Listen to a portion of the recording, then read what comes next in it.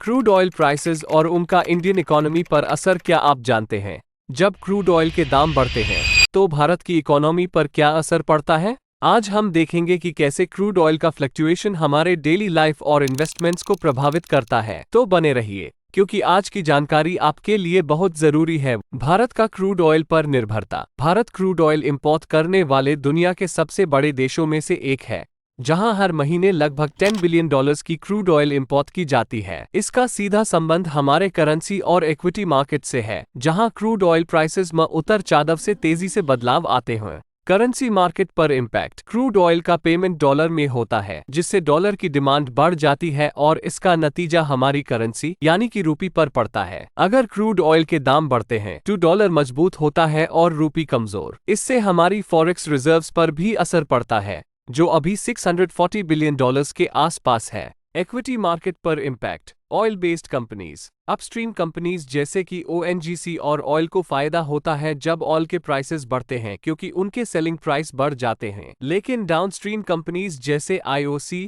BPCL और HPCL को नुकसान होता है, क्योंकि उन्हें रॉ मटेरियल महंगा पड़ता है। इट कंपनीज के लिए डॉलर का मजबूत होना अच्छा होता है, क्योंकि उनका ZYA बिजनेस एक्सपोर्ट पर निर्भर करता है। जैसे इन्फोसिस, टीसीएस और विप्रो जैसे स्टॉक्स इस दौरान अच्छा परफॉर्म करते हैं। Aviation sector. क्रूड ऑयल के दाम बढ़ने पर एविएशन कंपनीज जैसे इंडिगो और स्पाइसजेट पर असर पड़ता है, क्योंकि उनका मेजर खर्चा फ्यूल में जाता है। Tyre manufacturing sector.